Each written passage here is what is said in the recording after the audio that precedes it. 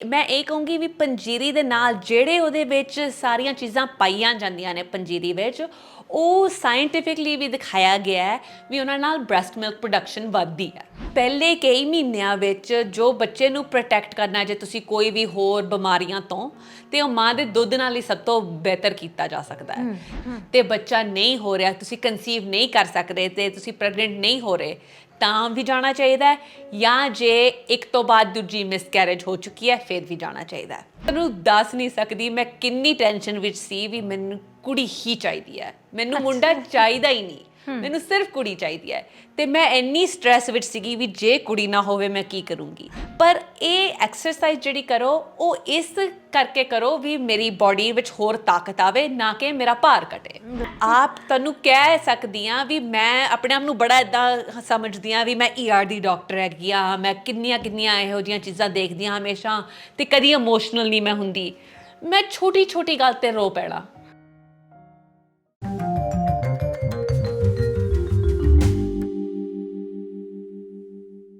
ਤੇ ਜਦੋਂ ਮਤਲਬ ਡਿਲੀਵਰੀ ਤੋਂ ਬਾਅਦ ਹੈ ਨਾ, ਹਾਂਜੀ ਜਿਵੇਂ ਤੁਸੀਂ ਕਿਹਾ ਕਿ ਪਹਿਲਾਂ ਬਹੁਤ ਸਾਰੀਆਂ ਚੀਜ਼ਾਂ ਸਾਡੇ ਤੇ ਵੀ ਹੁੰਦੀਆਂ ਨੇ ਕਿ ਚਲੋ ਇਹ ਨਾ ਖਾਓ, ਜਾਂ ਤਾਂ ਫੈਮਿਲੀ 'ਚ ਕਿਸੇ ਨੂੰ ਇਹ ਵੀ ਹੁੰਦਾ ਕਿ ਲੇਡੀ ਪ੍ਰੈਗਨੈਂਟ ਆ, ਉਹਨੂੰ ਹੈਲਪ ਵੀ ਕਰਨੀ ਆ, ਜਾਂ ਉਹਨੂੰ ਮਤਲਬ ਥੋੜਾ ਜਿਹਾ ਮਾਹੌਲ ਵੀ ਵਧੀਆ ਦੇਣਾ।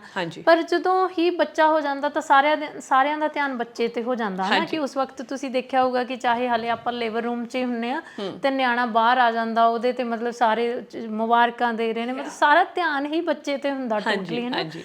ਤੇ ਉਸ ਵਕਤ ਤੱਕ ਸਾਡਾ ਬਿਲਕੁਲ ਉਹ ਹਾਲ ਹੋ ਚੁੱਕਿਆ ਹੁੰਦਾ ਕਿ ਕੁੜੀ ਤੋਂ ਅਸੀਂ ਕੀ ਬਣ ਚੁੱਕੇ ਹੁੰਦੇ ਆ, ਬੋਡੀ ਖਿੱਲਰ ਚੁੱਕੀ ਹੁੰਦੀ ਆ ਪੂਰੀ, ਮਤਲਬ 55 ਕਿਲੋ ਦਾ ਬੰਦਾ 75 ਕਿਲੋ ਦਾ ਹੋ ਚੁੱਕਿਆ ਹੁੰਦਾ ਨਾ।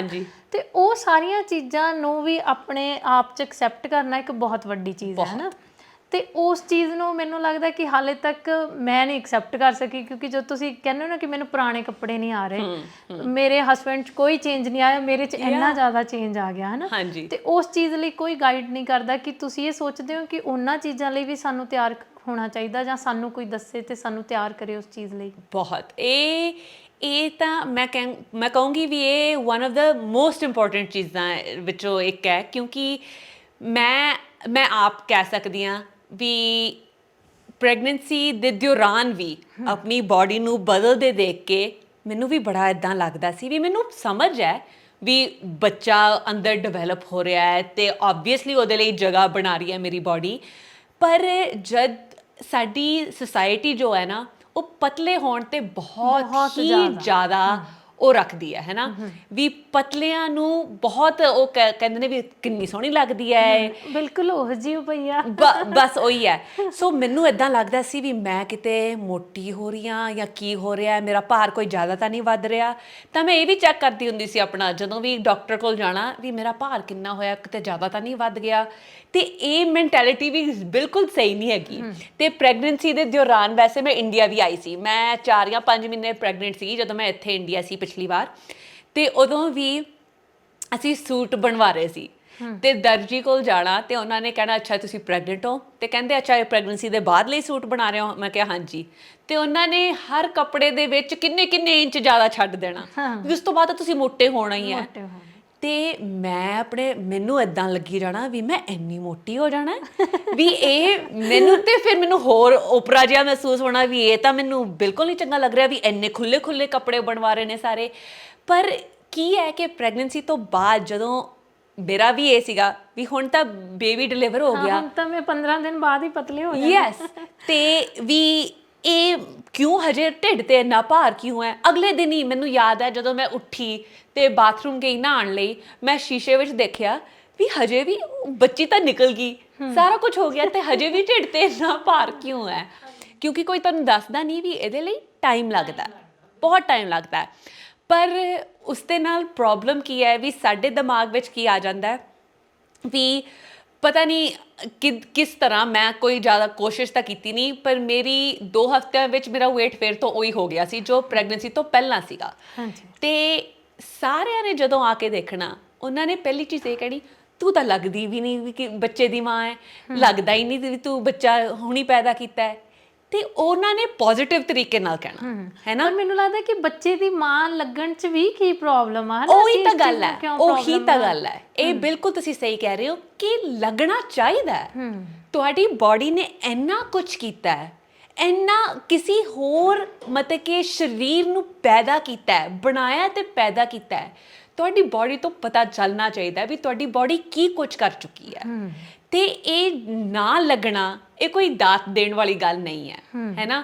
ਤੇ ਪਰ ਅਸੀਂ ਕਿਸ ਤਰ੍ਹਾਂ ਕਹਿੰਦੇ ਆ ਇੱਕ ਦੂਜੇ ਨੂੰ ਵੀ ਤੂੰ ਤਾਂ ਲੱਗਦੀ ਹੋਈ ਨਹੀਂ, ਵੀ ਤੂੰ ਬੱਚਾ ਪੈਦਾ ਕੀਤਾ ਹੈ, ਤੇ ਅਸੀਂ ਇਦਾਂ ਕਹਿੰਦੇ ਆ ਵੀ ਇਹ ਤਾਂ ਬਹੁਤ ਵਧੀਆ ਗੱਲ ਹੈ, ਬਹੁਤ ਵਧੀਆ ਗੱਲ ਹੈ। ਪਰ ਜੋ ਆਪਣੀ ਬੋਡੀ ਚੇਂਜਸ ਆਈਆਂ ਨੇ, ਭਾਵੇਂ ਸਟ੍ਰੈਚ ਮਾਰਕਸ ਹੋ ਗਏ ਤੁਹਾਡੇ ਜਿੱਥੇ ਮਰਜ਼ੀ ਹੋ ਗਏ, ਭਾਵੇਂ ਤੁਹਾਡੇ ਬ੍ਰੈਸਟ ਦੀ ਡਿਫਰੈਂਸ ਹੋਣੀ ਜਾਂ ਢਿੱਡ ਦਾ ਕੋਈ ਡਿਫਰੈਂਸ ਹੋਣਾ, ਇਹ ਚੀਜ਼ਾਂ ਨਾਰਮਲ ਨੇ ਤੇ ਇਹ ਚੀਜ਼ਾਂ ਤੁਹਾਡੇ ਬੱਚੇ ਨੂੰ ਵੀ ਸਸਟੇਨ ਕਰ ਰਹੀਆਂ ਨੇ। ਸਪੈਸ਼ਲੀ ਜੇ ਤੁਸੀਂ ਬ੍ਰੈਸਟ ਫੀਡਿੰਗ ਵਗੈਰਾ ਕਰ ਰਹੇ ਹੋ ਤੇ ਇਹ ਜੇ ਚੇਂਜਸ ਨਾ ਆਉਣ ਤੁਹਾਡੀ ਬਾਡੀ ਵਿੱਚ, ਤਾਂ ਤੁਸੀਂ ਬੱਚੇ ਨੂੰ ਇੱਦਾਂ ਉਹਦੀ ਚੰਗੀ ਤਰ੍ਹਾਂ ਦੇਖਭਾਲ ਨਹੀਂ ਕਰ ਸਕਦੇ, ਹੈ ਨਾ।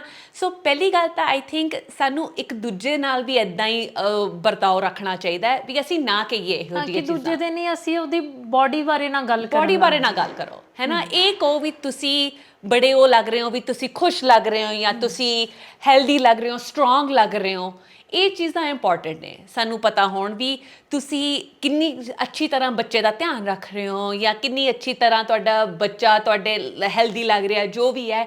ਇਹ ਚੀਜ਼ਾਂ 'ਤੇ ਫੋਕਸ ਕਰੋ। ਇਹ ਨਾ ਫੋਕਸ ਕਰੋ ਵੀ ਮਾਮ ਦੀ ਬਾਡੀ ਕਿਹੋ ਜਿਹੀ ਲੱਗ ਰਹੀ ਹੈ ਨਾ, ਮਾਂ ਦੀ ਬਾਡੀ 'ਤੇ ਕੀ ਇਫੈਕਟ ਹੋਏ ਨੇ, ਕਿਉਂਕਿ ਕਾਫੀ ਹੱਦ ਤੱਕ ਜਿਹੜੇ ਇਫੈਕਟ ਹੁੰਦੇ ਨੇ ਬਾਡੀ 'ਤੇ ਉਹ ਦਿਖਦੇ ਵੀ ਨਹੀਂ ਤੇ ਉਹਦੇ ਬਾਰੇ ਕੋਈ ਗੱਲ ਵੀ ਨਹੀਂ ਕਰਦਾ। ਬਿਲਕੁਲ ਨਾਰਮਲ ਡਿਲੀਵਰੀ ਅਸੀਂ ਕਹਿ ਦਿੰਦੇ ਆ, ਨਾਰਮਲ ਡਿਲੀਵਰੀ ਵਰਸਸ ਸੀ ਸੈਕਸ਼ਨ, ਪਰ ਨਾਰਮਲ ਡਿਲੀਵਰੀ ਵੀ ਕੋਈ ਨਾਰਮਲ ਚੀਜ਼ ਨਹੀਂ ਹੁੰਦੀ। ਮਤਲਬ ਤੁਸੀਂ ਸਗੋਂ ਉਹਦੇ 'ਚ ਜੋ ਪੇਨ ਝੱਲਦੇ ਹੋ ਜਾਂ ਉਹ ਸਾਰੀਆਂ ਚੀਜ਼ਾਂ ਹਨ, ਤਾਂ ਉਹ ਵੀ ਮੈਨੂੰ ਲੱਗਦਾ ਕਿ ਇੱਕ ਬੱਚਾ ਪੈਦਾ ਕਰਨਾ ਜਿਵੇਂ ਵੀ ਮਰਜ਼ੀ ਕਰ ਰਹੇ ਹੋ ਤੁਸੀਂ, ਪਰ ਹੈ ਤੇ ਉਹ ਇੱਕ ਨਵੀਂ ਜ਼ਿੰਦਗੀ ਨੂੰ ਆਪਣੇ ਅੰਦਰੋਂ ਕੱਢਣਾ, ਹੈ ਨਾ, ਬਹੁਤ ਵੱਡੀ ਗੱਲ ਹੈ, ਬਹੁਤ ਵੱਡੀ ਗੱਲ ਹੈ। ਤੇ ਤੁਸੀਂ ਉਸ ਟਾਈਮ ਤੇ ਇਹ ਨਹੀਂ ਐਡਜਸਟ ਕਰ ਰਹੇ ਵੀ ਬੱਚੇ ਨੂੰ ਕਿੱਦਾਂ ਅਸੀਂ ਵੱਡਾ ਕਰੀਏ, ਪਰ ਆਪਣੇ ਆਪ ਨੂੰ ਵੀ ਕਿੱਦਾਂ ਸੰਭਾਲੀਏ।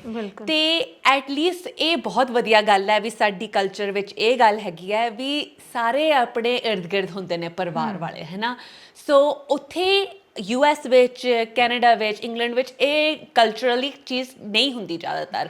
ਬੱਚਾ ਹੋਣ ਤੋਂ ਬਾਅਦ ਮਾਂ-ਬਾਪ ਇਕੱਲੇ ਆਪਣੇ ਘਰ ਜਾਂਦੇ ਨੇ ਤੇ ਬੱਚੇ ਨੂੰ ਧਿਆਨ ਰੱਖਣ ਦੀ ਕੋਸ਼ਿਸ਼ ਕਰਦੇ ਨੇ, ਹੈ ਨਾ, ਸੰਭਾਲਦੇ ਨੇ। ਪਰ ਇੱਥੇ ਐਟਲੀਸਟ ਸਾਡੇ ਇੱਦਾਂ ਸੀਗਾ ਵੀ ਮੰਮੀ ਵੀ ਸੀਗੇ, ਅਸੀਂ ਮੰਮੀ ਦੇ ਘਰ ਰਹੇ ਪਹਿਲਾਂ ਕਈ ਹਫ਼ਤੇ, ਹੈ ਨਾ, ਸਾਡੀ ਹੈਲਪ ਰਹੀ ਇੰਨੀ। ਤੇ ਮੇਰਾ ਭਰਾ ਵੀ ਉੱਥੇ ਹੀ ਸੀਗਾ ਤੇ ਮੇਰੇ ਹਸਬੈਂਡ ਦਾ ਵੀ ਭਰਾ ਉੱਥੇ ਸੀਗਾ ਕੁਝ ਟਾਈਮ ਲਈ। ਸੋ ਸਾਡੀ ਹੈਲਪ ਬਹੁਤ ਸੀਗੀ ਤੇ ਉਹਦੇ ਨਾਲ ਤੁਹਾਡੀ ਆਪ ਤੇ ਜੋ ਤੁਸੀਂ ਆਪਣਾ ਫੋਕਸ ਕਰ ਸਕਦੇ ਹੋ, ਉਹ ਨਹੀਂ ਤਾਂ ਨਹੀਂ ਕੀਤਾ ਜਾਂਦਾ ਜੀ। ਬਿਲਕੁਲ, ਜੇ ਤੁਹਾਡੇ ਕੋਲ ਕੋਈ ਹੋਵੇ ਨਾ, ਤੁਸੀਂ ਬੱਚੇ ਤੇ ਇੰਨਾ ਧਿਆਨ ਤੁਹਾਨੂੰ ਬਿਲਕੁਲ ਵੀ ਨਹੀਂ। ਤੇ ਉੱਥੇ ਉਹੀ ਚੀਜ਼ਾਂ ਅਸੀਂ ਪੰਜਾਬੀ ਕਲਚਰ ਦੀਆਂ ਲਿੱਤੀਆਂ ਵੀ, ਪੰਜੀਰੀ ਬਣਾਉਣੀ ਮਾਮ ਲਈ, ਹੈ ਨਾ। ਸੋ ਮੇਰੇ ਲਈ ਵੀ ਪੰਜੀਰੀ ਬਣਾਈ ਗਈ ਤੇ ਮੈਂ ਹੁਣ ਸਾਲ ਤੋਂ ਜ਼ਿਆਦਾ ਹੋ ਗਿਆ, ਹਜੇ ਤੱਕ ਵੀ ਮੈਂ ਰੋਜ਼ ਜਦੋਂ ਕਰਦੀ ਹਾਂ ਮੈਂ ਪੰਜੀਰੀ ਖਾਂਦੀ ਹਾਂ ਨਾਲ, ਕਿਉਂਕਿ ਮੈਂ ਹਜੇ ਵੀ ਬ੍ਰੈਸਟ ਫੀਡਿੰਗ ਕਰ ਰਹੀ ਹਾਂ। ਇਸ ਚੀਜ਼ ਦਾ ਫਾਇਦਾ ਤੁਹਾਨੂੰ ਵਾਕਈ ਲੱਗਦਾ? ਕਿਉਂਕਿ ਇੱਧਰ ਹੁਣ ਕੁੜੀਆਂ ਇਹ ਚੀਜ਼ ਖਾਣੀ ਛੱਡ ਹੀ ਚੁੱਕੀਆਂ ਨੇ, ਹੈ ਨਾ। ਉਹਨਾਂ ਨੂੰ ਲੱਗਦਾ ਕਿ ਉਹੀ ਗੱਲ ਫਿਰ ਉੱਥੇ ਆਉਂਦੀ ਹੈ ਕਿ ਮੈਨੂੰ ਫੈਟ ਨਾ ਹੋ ਜਾਵੇ ਨਾ, ਮੈਂ ਮੋਟੀ ਨਾ ਹੋ ਜਾਵਾਂ। ਤੇ ਤੁਹਾਨੂੰ ਇਸ ਚੀਜ਼ ਦਾ ਮੈਂ ਤੁਹਾਡੇ ਤਜਰਬੇ ਤੋਂ ਪੁੱਛਦੀ ਹਾਂ ਕਿ ਤੁਹਾਨੂੰ ਕੀ ਫਾਇਦਾ ਲੱਗਿਆ ਇਸ? ਮੈਨੂੰ ਇਹ ਫਾਇਦਾ ਵੈਸੇ ਬਹੁਤ ਜ਼ਿਆਦਾ ਇਹਦਾ ਫਾਇਦਾ ਹੈਗਾ। ਮੈਂ ਕਹੂੰਗੀ ਇੱਕ ਤਾਂ ਪਹਿਲਾਂ ਇਮੀਡੀਏਟਲੀ ਆਫਟਰਵਰਡਸ, ਜਦੋਂ ਤੁਸੀਂ ਬੱਚੇ ਹੋਣ ਤੋਂ ਬਾਅਦ ਤੁਹਾਡੀ ਆਪ ਦੀ ਸਟਰੈਂਥ ਲਈ, ਆਪ ਦੀ ਹਿੰਮਤ ਲਈ, ਤਾਕਤ ਲਈ ਤੁਹਾਨੂੰ ਇਹ ਚੀਜ਼ਾਂ ਚਾਹੀਦੀਆਂ ਨੇ, ਕਿਉਂਕਿ ਉਹਦੇ ਵਿੱਚ ਇੰਨੇ ਗ੍ਰੇਨਸ, ਬਦਾਮ ਵਗੈਰਾ ਪਾਏ ਹੁੰਦੇ ਨੇ ਵੀ ਤੁਹਾਡੀ ਬਾਡੀ ਲਈ ਬਹੁਤ ਇੰਪੋਰਟੈਂਟ ਚੀਜ਼ ਹੈ।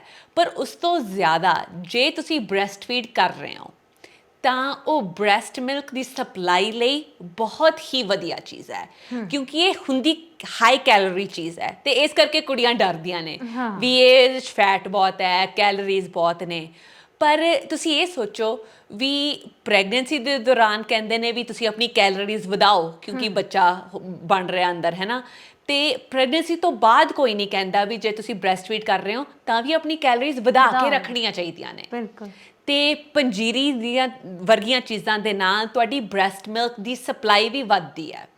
ਤੇ ਉੱਥੇ ਕਈਆਂ ਨੂੰ, ਤੇ ਇੱਥੇ ਵੀ ਬਿਲਕੁਲ ਇੱਦਾਂ ਹੀ ਹੋਊਗਾ ਵੀ ਕਈਆਂ ਨੂੰ ਬ੍ਰੈਸਟ ਫੀਡਿੰਗ ਵਿੱਚ ਕਾਫੀ ਦਿੱਕਤ ਆਉਂਦੀ ਹੈ ਨਾ। ਭਾਵੇਂ ਲੈਚ ਨਹੀਂ ਬਣ ਰਿਹਾ ਬੱਚੇ ਦੇ ਨਾਲ ਜਾਂ ਸਪਲਾਈ ਘੱਟ ਹੈਗੀ ਹੈ ਤੇ ਫਾਰਮੂਲਾ ਦੇਣ ਲਈ ਅਸੀਂ ਬਹੁਤ ਭੱਜਦੇ ਹਾਂ। ਕਈ ਵਾਰੀ ਮਤਲਬ ਦੁੱਧ ਆ ਵੀ ਰਿਹਾ ਹੁੰਦਾ ਮਾਵਾਂ ਦੇਣਾ ਨਹੀਂ ਚਾਹੁੰਦੀਆਂ ਕਿਉਂਕਿ ਉਹਨਾਂ ਨੂੰ ਉਹੀ ਲੱਗਦਾ ਕਿ ਸਾਡੀ ਬਾਡੀ ਦੀ ਸ਼ੇਪ ਖਰਾਬ ਹੋ ਜਾਊਗੀ ਹਾਂਜੀ ਤੇ ਉਸ ਚੀਜ਼ ਲਈ ਵੀ ਤਿਆਰ ਹੋਣਾ ਔਖਾ ਹੋ ਜਾਂਦਾ ਹਾਂਜੀ ਤੇ ਮੈਂ ਇਹ ਕਹੂੰਗੀ ਵੀ ਪੰਜੀਰੀ ਦੇ ਨਾਲ ਜਿਹੜੇ ਉਹਦੇ ਵਿੱਚ ਸਾਰੀਆਂ ਚੀਜ਼ਾਂ ਪਾਈਆਂ ਜਾਂਦੀਆਂ ਨੇ ਪੰਜੀਰੀ ਵਿੱਚ ਉਹ ਸਾਇੰਟੀਫਿਕਲੀ ਵੀ ਦਿਖਾਇਆ ਗਿਆ ਹੈ ਵੀ ਉਹਨਾਂ ਨਾਲ ਬ੍ਰੈਸਟ ਮਿਲਕ ਪ੍ਰੋਡਕਸ਼ਨ ਵੱਧਦੀ ਹੈ ਤੇ ਉੱਥੇ ਯੂਐਸ ਵਗੈਰਾ ਵਿੱਚ ਉਹ ਤੁਹਾਨੂੰ ਵੇਚਣਗੇ ਲੈਕਟੇਸ਼ਨ ਕੁਕੀਜ਼ ਜਾਂ ਲੈਕਟੇਸ਼ਨ ਬਾਰਸ ਇਹੋ ਜਿਹੀਆਂ ਅਲੱਗ-ਅਲੱਗ ਚੀਜ਼ਾਂ ਉਹ ਸੇਮ ਚੀਜ਼ਾਂ ਨੇ ਉਹ ਸੇਮ ਚੀਜ਼ਾਂ ਜਿਹੜੀਆਂ ਅਸੀਂ ਪੰਜੀਰੀ ਵਿੱਚ ਪਾਉਂਦੇ ਆ ਉਹੀ ਉਹਨਾਂ ਨੇ ਅਲੱਗ-ਅਲੱਗ ਤਰੀਕੇ ਨਾਲ ਮਾਰਕੀਟ ਕਰਦੇ ਨੇ ਯੂਐਸ ਵਿੱਚ ਵੀ ਤਾਂ ਕਿ ਬ੍ਰੈਸਟ ਮਿਲਕ ਤੁਹਾਡਾ ਚੰਗੀ ਸਪਲਾਈ ਰਵੇ ਉਹਦੀ ਤੇ ਸਾਡੇ ਲਈ ਇੰਨੀ ਵਧੀਆ ਚੀਜ਼ ਹੈ ਵੀ ਪੰਜੀਰੀ ਬਣਾ ਕੇ ਆਰਾਮ ਨਾਲ ਰੋਜ਼ ਇੱਕ ਕੌਲੀ ਖਾਓ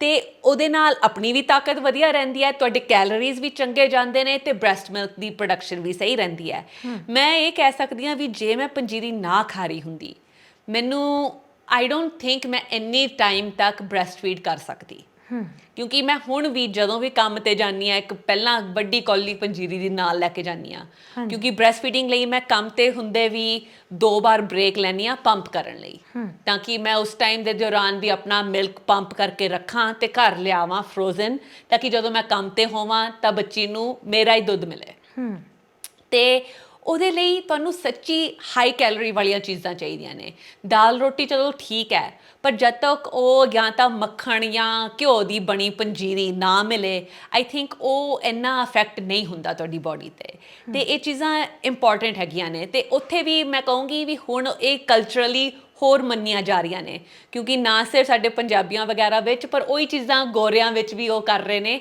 ਵੀ ਇਹ ਚੀਜ਼ਾਂ ਸਾਡੀ ਬਾਡੀ ਲਈ ਚੰਗੀਆਂ ਨੇ ਹਾਂਜੀ ਤੇ ਹੁਣ ਜਿਵੇਂ ਤੁਹਾਡੀ ਬੇਟੀ ਸਾਲ ਦੀ ਹੋ ਗਈ ਆ ਨਾ ਮੋਸਟਲੀ ਮਾਵਾਂ ਇਹੀ ਕਰਦੀਆਂ ਨੇ ਕਿ ਬਹੁਤ ਸਾਰੇ ਲੋਕ ਤਾਂ ਇਹੀ ਕਹਿੰਦੇ ਆ ਕਿ 6 ਮਹੀਨੇ ਤੱਕ ਬੱਚੇ ਲਈ ਹਨਾ ਜਾਂ 1 ਸਾਲ ਤੱਕ ਬੱਚੇ ਲਈ ਤੇ ਤੁਸੀਂ ਇਹ ਚੀਜ਼ ਤਾਂ ਦੱਸੀ ਹੈ ਕਿ ਪੰਜੀਰੀ ਆ ਜੇ ਤਾਂ ਉਹ ਤੁਹਾਡੀ ਬਾਡੀ ਨੂੰ ਤਾਕਤ ਵੀ ਦਿੰਦੀ ਆ ਤੇ ਤੁਸੀਂ ਬੱਚੇ ਨੂੰ ਚੰਗਾ ਦੁੱਧ ਵੀ ਪਿਲਾ ਸਕਦੇ ਹੋ ਹਨਾ ਪਰ ਇਸ ਤੋਂ ਜ਼ਿਆਦਾ ਕਈ ਕਹਿਣ ਲੱਗ ਜਾਂਦੇ ਆ ਕਿ ਫਿਰ ਤੁਹਾਡੀ ਬਾਡੀ ਵੀਕ ਹੋ ਜਾਂਦੀ ਆ ਹਨਾ ਕਿਉਂਕਿ ਬੱਚਾ ਜ਼ਿਆਦਾ ਡਾਈਟ ਭਾਲ ਰਿਹਾ ਹੁੰਦਾ ਤੇ ਇਹ ਚੀਜ਼ ਹੁੰਦੀ ਹੈ ਤਾਂ ਕਿ ਤੁਸੀਂ 1 ਸਾਲ ਤੱਕ ਹੀ ਪਿਲਾਓ ਜਾਂ ਫਿਰ ਤੁਸੀਂ 1.5 ਸਾਲ ਤੱਕ ਨਹੀਂ ਇਹ ਬਿਲਕੁਲ ਨਹੀਂ ਮੈਂ ਪਹਿਲਾਂ ਇਹ ਕਹੂੰਗੀ ਵੀ ਜਿਹੜੀ ਵਰਲਡ ਹੈਲਥ ਆਰਗੇਨਾਈਜੇਸ਼ਨ ਹੈਗੀ ਆ ਉਹਨਾਂ ਦੀ ਰეკਮੈਂਡੇਸ਼ਨ ਹੈ ਵੀ 2 ਸਾਲ ਤੱਕ ਮਾਂ ਦਾ ਦੁੱਧ ਪਿਲਾਇਆ ਜਾਵੇ ਤੇ ਇਹ ਮੈਂ ਨਹੀਂ ਕਹਿ ਰਹੀ ਜਿਨ੍ਹਾਂ ਤੋਂ ਨਹੀਂ ਪਿਲਾਇਆ ਜਾ ਸਕਦਾ ਜਾਂ ਹੋਰ ਕੋਈ ਪ੍ਰੋਬਲਮਸ ਕਾਰਨ ਉਹ ਨਹੀਂ ਕਰ ਸਕਦੇ ਉਹ ਅਲੱਗ ਗੱਲ ਹੈ ਪਰ ਜੇ ਤੁਸੀਂ ਦੁੱਧ ਪਿਲਾ ਸਕਦੇ ਹੋ ਆਪਣਾ ਤਾਂ ਐਬਸੋਲੂਟਲੀ ਤੁਹਾਡੀ ਕੋਸ਼ਿਸ਼ ਹੋਣੀ ਚਾਹੀਦੀ ਹੈ ਵੀ 2 ਸਾਲਾਂ ਤੱਕ ਅਸੀਂ ਪਿਲਾਈਏ ਤੇ ਮੇਰਾ ਵੀ ਇਹ ਗੋਲ ਹੈ ਪਹਿਲਾਂ ਮੇਰਾ ਗੋਲ ਸੀਗਾ ਵੀ 1 ਸਾਲ ਤੱਕ ਮੈਂ ਪਿਲਾਵਾਂ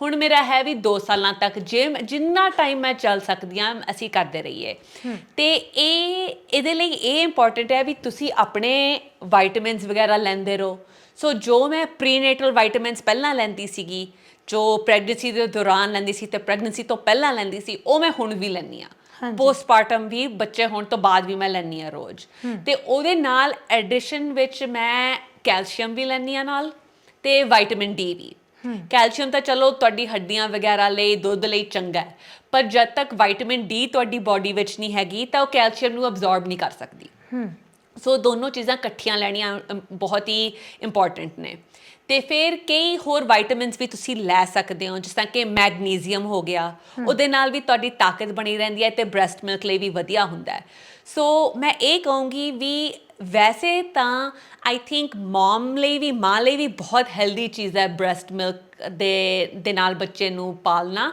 ਤੇ ਬ੍ਰੈਸਟ ਫੀਡਿੰਗ ਕਰਨੀ ਕਿਉਂਕਿ ਉਹ ਜੋ ਤੁਹਾਡੇ ਬਾਡੀ ਵਿੱਚ ਵਿਟਾਮਿਨਸ ਤੇ ਮਿਨਰਲਸ ਨੇ ਐਂਡ ਮੋਸਟ ਇੰਪੋਰਟੈਂਟਲੀ ਜੋ ਤੁਹਾਡੀ ਬਾਡੀ ਵਿੱਚ ਐਂਟੀਬਾਡੀਜ਼ ਨੇ ਜੋ ਇਨਫੈਕਸ਼ਨ ਨੂੰ ਫਾਈਟ ਕਰਦੀਆਂ ਨੇ ਉਹ ਬੱਚੇ ਨੂੰ ਹੋਰ ਕਿਸੇ ਤਰ੍ਹਾਂ ਪਾਸ ਔਨ ਕਰਨ ਦਾ ਕੋਈ ਵਧੀਆ ਹੱਲ ਹੈ ਨਹੀਂ ਤੇ ਸਪੈਸ਼ਲੀ ਜਿਹੜੇ ਬੱਚਿਆਂ ਨੂੰ ਟੀਕੇ ਲੱਗਦੇ ਨੇ ਉਹ 2 ਮਹੀਨੇ 4 ਮਹੀਨੇ 6 ਮਹੀਨੇ ਤੋਂ ਪਹਿਲਾਂ ਨਹੀਂ ਲੱਗਦੇ ਤੇ ਉਹ ਪਹਿਲੇ ਕਈ ਮਹੀਨਿਆਂ ਵਿੱਚ ਜੋ ਬੱਚੇ ਨੂੰ ਪ੍ਰੋਟੈਕਟ ਕਰਨਾ ਜੇ ਤੁਸੀਂ ਕੋਈ ਵੀ ਹੋਰ ਬਿਮਾਰੀਆਂ ਤੋਂ ਤੇ ਉਹ ਮਾਂ ਦੇ ਦੁੱਧ ਨਾਲ ਹੀ ਸਭ ਤੋਂ ਬਿਹਤਰ ਕੀਤਾ ਜਾ ਸਕਦਾ ਹੈ ਤੇ ਉਹਦੇ ਨਾਲ ਬੱਚੇ ਦੀ ਵੀ ਸਟਰੈਂਥ ਵਧੀਆ ਰਹਿੰਦੀ ਹੈ ਤਾਕਤ ਵਧੀਆ ਰਹਿੰਦੀ ਹੈ ਤੇ ਮਾਂ ਦੀ ਵੀ ਤਾਕਤ ਵਧੀਆ ਰਹਿੰਦੀ ਹੈ ਤੇ ਉਹ ਕਨੈਕਸ਼ਨ ਵੀ ਜਿਹੜਾ ਬਣਦਾ ਹੈ ਬੱਚੇ ਦੇ ਨਾਲ ਆਈ ਥਿੰਕ ਇਸ ਤੋਂ ਹੋਰ ਕੋਈ ਬੈਟਰ ਤਰੀਕਾ ਹੈ ਹੀ ਨਹੀਂ ਕਿ ਜਿਵੇਂ ਕਈ ਕਹਿ ਦਿੰਦੇ ਕਿ ਜੇ ਇੱਕ ਮਿਸਕੈਰੇਜ ਹੋ ਗਿਆ ਤਾਂ ਉਹਦੇ ਅਗਲੀ ਵਾਰੀ ਜਦੋਂ ਬੱਚਾ ਕਨਸੀਵ ਹੁੰਦਾ ਤਾਂ ਉਹਦੇ ਚਾਂਸਿਸ ਅਗਲੀ ਵਾਰੀ ਵੀ ਵੱਧ ਜਾਂਦੇ ਨੇ ਇਦਾਂ ਵੀ ਹੁੰਦਾ ਹੈ ਨਹੀਂ ਇਹ ਨਹੀਂ ਗੱਲ ਹੈਗੀ ਹੈ ਇਹ ਹਰ ਪ੍ਰੈਗਨੈਂਸੀ ਅਲੱਗ-ਅਲੱਗ ਹੁੰਦੀ ਹੈ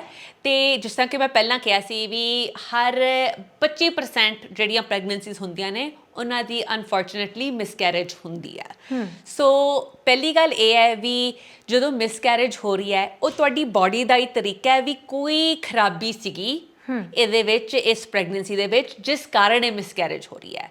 ਕਦੀ ਕਦੀ ਜੈਨੇਟਿਕਲੀ ਕੋਈ ਚੀਜ਼ ਠੀਕ ਨਹੀਂ ਹੁੰਦੀ, ਤੁਹਾਡੇ DNA ਵਿੱਚ ਜਾਂ ਕ੍ਰੋਮੋਸੋਮਸ ਵਿੱਚ ਜਦੋਂ ਬੱਚਾ ਡਿਵੈਲਪ ਹੋ ਰਿਹਾ ਕੁਝ ਗਲਤ ਹੋ ਜਾਂਦਾ ਹੈ, ਤਾਂ ਕਰਕੇ ਬਾਡੀ ਆਪ ਹੀ ਮਿਸਕੈਰੇਜ ਕਰ ਦਿੰਦੀ ਹੈ, ਕਿਉਂਕਿ ਇਹ ਬੱਚਾ ਪੂਰੇ ਮਤਲਬ ਕਿ ਟਾਈਮ ਲਈ ਡਿਵੈਲਪ ਨਹੀਂ ਸੀ ਹੋ ਸਕਦਾ ਜਾਂ ਬਹੁਤ ਹੀ ਕੋਈ ਖਰਾਬੀਆਂ ਨਾਲ ਡਿਵੈਲਪ ਹੋਣਾ ਸੀਗਾ, ਤਾਂ ਤੁਹਾਡੀ ਬਾਡੀ ਮਿਸਕੈਰੇਜ ਕਰਦੀ ਹੈ।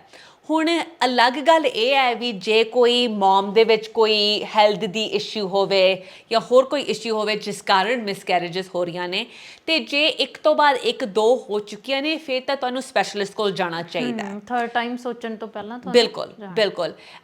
ਸਪੈਸ਼ਲੀ ਫਰਟੀਲਿਟੀ ਡਾਕਟਰਸ ਜਿਹੜੇ ਹੈਗੇ ਨੇ ਉਹਨਾਂ ਕੋਲ ਅਸੀਂ ਕਹਿੰਦੇ ਆ ਵੀ ਜੇ ਤੁਸੀਂ 12 ਮਹੀਨਿਆਂ ਤੋਂ ਟਰਾਈ ਕਰ ਰਹੇ ਹੋ ਤੇ ਬੱਚਾ ਨਹੀਂ ਹੋ ਰਿਹਾ, ਤੁਸੀਂ ਕਨਸੀਵ ਨਹੀਂ ਕਰ ਸਕਦੇ ਤੇ ਤੁਸੀਂ ਪ੍ਰੈਗਨੈਂਟ ਨਹੀਂ ਹੋ ਰਹੇ, ਤਾਂ ਵੀ ਜਾਣਾ ਚਾਹੀਦਾ ਹੈ, ਜਾਂ ਜੇ ਇੱਕ ਤੋਂ ਬਾਅਦ ਦੂਜੀ ਮਿਸਕੈਰੇਜ ਹੋ ਚੁੱਕੀ ਹੈ ਫਿਰ ਵੀ ਜਾਣਾ ਚਾਹੀਦਾ ਹੈ, ਤਾਂ ਕਿ ਉਹ ਹੋਰ ਆਪਣੀ ਐਡਵਾਂਸ ਟੈਸਟਿੰਗ ਕਰ ਸਕਣ ਵੀ ਇਹ ਕਿਉਂ ਹੋ ਰਿਹਾ। ਪਰ ਨਾਰਮਲ ਔਰਤ ਲਈ ਜਿਹੜੀ ਅਦਰਵਾਈਜ਼ ਹੈਲਦੀ ਹੋਵੇ, ਉਹਦੇ ਜੇ ਇੱਕ ਮਿਸਕੈਰੇਜ ਹੋਈ ਹੈ ਉਹਦਾ ਇਹ ਮਤਲਬ ਨਹੀਂ ਹੈ ਕਿ ਅਗਲੀ ਵਾਰ ਚਾਂਸਸ ਜ਼ਿਆਦਾ ਵਧੇ ਨੇ। ਹਾਂਜੀ। ਜਿਵੇਂ ਇੱਕ ਚੀਜ਼ ਹੋਰ ਕਿ ਆਪਾਂ ਨਾਰਮਲੀ ਜਦੋਂ ਵੀ ਕਿਸੇ ਦੇ ਪਹਿਲਾ ਬੱਚਾ ਹੁੰਦਾ ਤਾਂ ਆਪਾਂ ਨੂੰ ਇਹੀ ਸਲਾਹ ਦਿੰਦੇ ਹੁੰਦੇ ਹਾਂ ਕਿ ਜਦੋਂ ਤੱਕ ਬੱਚਾ ਹੈ ਜਿਹੜਾ ਆਪਣੇ ਆਪ ਕੱਪੜੇ ਪਾਉਣ ਲੱਗ ਜਾਵੇ ਜਾਂ ਖਾਣ ਲੱਗ ਜਾਵੇ ਨਾ, ਤਾਂ ਤੁਸੀਂ ਦੂਜੇ ਬੱਚੇ ਬਾਰੇ ਉਦੋਂ ਤੱਕ ਨਾ ਸੋਚੋ। ਹਾਂਜੀ। ਤੇ ਮੈਨੂੰ ਲੱਗਦਾ ਹੁੰਦਾ ਕਿ ਉਦੋਂ ਵੀ ਤੁਹਾਡੀ ਸਿਹਤ ਤੇ ਗੱਲ ਹੋਣੀ ਚਾਹੀਦੀ ਹੈ ਕਿ ਜਦੋਂ ਤੱਕ ਮਾਂ ਵੀ ਮੈਂਟਲੀ ਜਾਂ ਫਿਜ਼ੀਕਲੀ ਪ੍ਰੀਪੇਅਰ ਨਹੀਂ ਤਾਂ ਉਹਨੂੰ ਦੂਜਾ ਬੱਚਾ ਨਹੀਂ ਕਰਨਾ ਚਾਹੀਦਾ, ਹੈ ਨਾ। ਹਾਂਜੀ। ਪਰ ਫਿਰ ਸਾਡੇ ਤੇ ਉਹੀ ਇੱਕ ਆਲੇ ਦੁਆਲੇ ਦਾ ਪ੍ਰੈਸ਼ਰ ਹੋ ਜਾਂਦਾ ਕਿ ਚਲੋ 3 ਸਾਲ ਦਾ ਬੱਚਾ ਹੋ ਗਿਆ ਤਾਂ ਹੁਣ ਤੁਸੀਂ ਦੂਜਾ ਬੱਚਾ ਕਰ ਲਓ, ਹੈ ਨਾ। ਜਾਂ ਜਿਹੜੀ ਕੰਟਰੀ 'ਚ ਤੁਸੀਂ ਰਹਿੰਦੇ ਹੋ ਉੱਥੇ ਵਰਕ ਕਲਚਰ ਇੱਦਾਂ ਦਾ ਹੈ ਕਿ ਤੁਹਾਨੂੰ ਛੇਤੀ ਬੱਚੇ ਹੁੰਦੇ ਆ ਕਿ ਤੁਸੀਂ ਛੇਤੀ ਫ੍ਰੀ ਹੋ ਜਾਓ, ਆਪਣੇ ਕੰਮ ਨੂੰ ਕੰਟੀਨਿਊ ਕਰ ਲਓ, ਹੈ ਨਾ। ਹਾਂਜੀ। ਤੇ ਇੱਕ ਬੱਚੇ ਤੇ ਦੂਜੇ ਬੱਚੇ 'ਚ ਮਾਂ ਦੀ ਸਿਹਤ ਦੇ ਹਿਸਾਬ ਨਾਲ ਕਿੰਨਾ ਗੈਪ ਹੋਣਾ ਚਾਹੀਦਾ? ਆਈ ਥਿੰਕ ਇਹ ਵੀ ਹਰ ਮਾਮ ਤੇ ਇੰਡੀਵਿਜੂਅਲੀ ਡਿਫਰੈਂਸਿਸ ਹੁੰਦੇ ਨੇ, ਹੈ ਨਾ। ਮਤਲਬ ਕਿ ਮੈਂ ਇਹ ਨਹੀਂ ਕਹਿ ਸਕਦੀ ਵੀ ਕੋਈ ਜਨਰਲ ਕੋਈ ਇਹੋ ਜਿਹਾ ਰੂਲ ਹੈਗਾ ਵੀ ਇਹਨੂੰ ਫੋਲੋ ਕਰੋ, ਪਰ ਇਹ ਤੁਸੀਂ ਬੜੀ ਚੰਗੀ ਗੱਲ ਕਹੀ ਹੈ ਵੀ ਇਹ ਨਾ ਸੋਚੋ ਬੱਚੇ ਬਾਰੇ ਵੀ ਬੱਚਾ ਕਿਹੜੀ ਏਜ ਦਾ ਹੋਇਆ ਜਿਸ ਤੋਂ ਪਹਿਲਾਂ ਮੈਂ ਬੱਚਾ ਕਰਨ ਦਾ ਸੋਚ ਰਹੀ ਹਾਂ। ਤੁਹਾਡੀ ਆਪਣੀ ਹੈਲਥ ਵੀ ਉਹਦੇ ਬਾਰੇ ਸਭ ਤੋਂ ਜ਼ਿਆਦਾ ਤਾਂ ਉਹਦੇ ਬਾਰੇ ਸੋਚਣਾ ਚਾਹੀਦਾ ਹੈ ਵੀ ਤੁਸੀਂ ਆਪਣੇ ਉਹ ਫਿਰ ਵੀ ਉਹੀ ਗੱਲ ਵੀ ਸਰੀਰਕ ਹੀ ਉਹਦੇ ਸਿਹਤ ਬਾਰੇ ਨਹੀਂ ਪਰ ਮਾਨਸਿਕ ਸਿਹਤ ਬਾਰੇ ਵੀ, ਕਿਉਂਕਿ ਬੱਚਾ ਹੋਣ ਤੋਂ ਬਾਅਦ ਜਿਹੜੀਆਂ ਤੁਹਾਨੂੰ ਸਟਰਗਲਸ ਆਉਂਦੀਆਂ ਨੇ, ਜਿਹੜੀਆਂ ਚੀਜ਼ਾਂ ਨਾਲ ਤੁਹਾਨੂੰ ਉਹ ਜੂਝਣਾ ਪੈਂਦਾ ਹੈ, ਉਹ ਪਹਿਲਾਂ ਨਹੀਂ ਤੁਸੀਂ ਉਹਦੇ ਬਾਰੇ ਸੋਚ ਸਕਦੇ। ਤੇ ਇਹ ਸੋਚੋ ਵੀ ਤੁਸੀਂ ਜਿਹੜੇ ਪਹਿਲੇ ਬੱਚੇ ਤੇ ਜਿੰਨਾ ਟਾਈਮ ਸਪੈਂਡ ਕਰ ਸਕੇ ਹੋ ਤੁਸੀਂ ਉਹ ਕਰੋ ਵੀ ਦੂਜੇ ਬੱਚੇ ਤੇ ਵੀ ਓਨਾ ਹੀ ਟਾਈਮ ਸਪੈਂਡ ਕੀਤਾ ਜਾਵੇ। ਕੋਈ ਇੱਦਾਂ ਜਿਹਾ ਨਹੀਂ ਹੈਗਾ, ਕੋਈ ਰਸ਼ ਨਹੀਂ ਹੋਣਾ ਚਾਹੀਦਾ ਵੀ ਇੱਕ ਤੋਂ ਬਾਅਦ ਇੱਕ ਬੱਚਾ ਹੋਵੇ ਜਾਂ ਕੀ ਏਜ ਗੈਪ ਹੈਗੀ ਹੈ, ਉਹ ਹਰ ਕਪਲ ਲਈ, ਹਰ ਪਰਿਵਾਰ ਲਈ ਅਲੱਗ ਠੀਕ ਚੀਜ਼ ਹੁੰਦੀ ਹੈ। ਉੱਥੇ ਆਈ ਥਿੰਕ ਇਸ ਟਾਈਮ ਤੇ US ਵਿੱਚ ਤਾਂ ਕਲਚਰ ਇਹ ਹੈ ਵੀ ਇੱਕ ਤੋਂ ਬਾਅਦ ਇੱਕ ਕਰ ਲਓ ਤੇ ਫਿਰ ਕੰਮ ਮੁੱਕਿਆ ਸਾਰਿਆਂ ਦਾ। ਬਿਲਕੁਲ। ਇੱਥੇ ਜਿੱਥੇ ਥੋੜ੍ਹੇ ਜਿਹੀ ਜ਼ਿਆਦਾ ਹੈਲਪ ਵੀ ਹੋ ਸਕਦੀ ਹੈ ਤੇ ਪਰਿਵਾਰ ਦੀ ਵੀ ਹੈਲਪ ਹੁੰਦੀ ਹੈ ਤੇ ਹੋਰਾਂ ਦੀ ਵੀ ਇਰਦ ਗਿਰਦ ਥੋੜ੍ਹੀ ਜਿਹੀ ਹੈਲਪ ਹੋ ਜਾਂਦੀ ਹੈ, ਤਾਂ ਤੁਸੀਂ ਬਸ ਇਹ ਸੋਚਣਾ ਚਾਹੀਦਾ ਤੁਹਾਨੂੰ ਵੀ ਤੁਸੀਂ ਪ੍ਰੀਪੇਅਰਡ ਹੈਗੇ ਹੋ, ਕਿਉਂਕਿ ਤੁਹਾਡੀ ਬਾਡੀ ਜੋ ਪਹਿਲੀ ਵਾਰ ਬਾਡੀ ਸਾਰਾ ਕੁਝ ਸਹਿ ਚੁੱਕੀ ਹੈ ਉਹ ਦੂਜੀ ਵਾਰ ਹੋਰ ਜ਼ਿਆਦਾ ਵੀ ਹੋਊਗਾ, ਹੈ ਨਾ। ਤੇ ਇਹ ਨਹੀਂ ਹੈ ਵੀ ਬਾਡੀ ਯੂਜ਼ਡ ਟੂ ਹੋ ਜਾਂਦੀ ਹੈ। ਤੁਹਾਡੇ ਜੋ ਨਿਊਟਰੀਐਂਟਸ ਸਪਲੀਮੈਂਟਸ ਵਗੈਰਾ ਤੁਸੀਂ ਇਸ ਬੱਚੇ ਵੱਲ ਦੇ ਰਹੇ ਹੋ, ਤੁਹਾਡੀ ਆਪ ਦੀ ਐਨਰਜੀ ਜਿਹੜੀ ਇਸ ਬੱਚੇ ਵੱਲ ਜਾ ਰਹੀ ਹੈ ਉਹਨੂੰ ਫਿਰ ਥੋੜ੍ਹੇ ਜਿਹੇ ਡਾਈਵਰਟ ਕਰਕੇ ਆਪਣੀ ਪ੍ਰੈਗਨੈਂਸੀ ਵੱਲ ਵੀ ਫੋਕਸ ਤੁਹਾਨੂੰ ਕਰਨਾ ਪੈਣਾ। ਤੇ ਇਹ ਐਟਲੀਸਟ ਤੁਸੀਂ ਸੋਚੋ ਤੇ ਦੇਖੋ ਵੀ ਤੁਹਾਡੇ ਕੋਲ ਹੈਲਪ ਹੈਗੀ ਹੈ ਵੀ ਜੇ ਤੁਸੀਂ ਪ੍ਰੈਗਨੈਂਟ ਹੈਗੇ ਹੋ ਤੁਸੀਂ ਓਨਾ ਨਹੀਂ ਕਰ ਸਕਦੇ ਜਿੰਨਾ ਪਹਿਲਾਂ ਕਰ ਸਕਦੇ ਹੋ। ਘਰ ਬਾਰ ਵੀ ਸੰਭਾਲਣਾ, ਸਾਰਾ ਕੁਛ ਰੋਟੀਆਂ ਰਾਟੀਆਂ ਦਾ ਵੀ ਕਰਨਾ ਤੇ ਨਾਲੇ ਬੱਚੇ ਨੂੰ ਵੀ ਪਾਲਣਾ ਤੇ ਨਾਲੇ ਆਪਣੀ ਪ੍ਰੈਗਨੈਂਸੀ ਨੂੰ ਵੀ ਹੈਲਦੀ ਰੱਖਣਾ।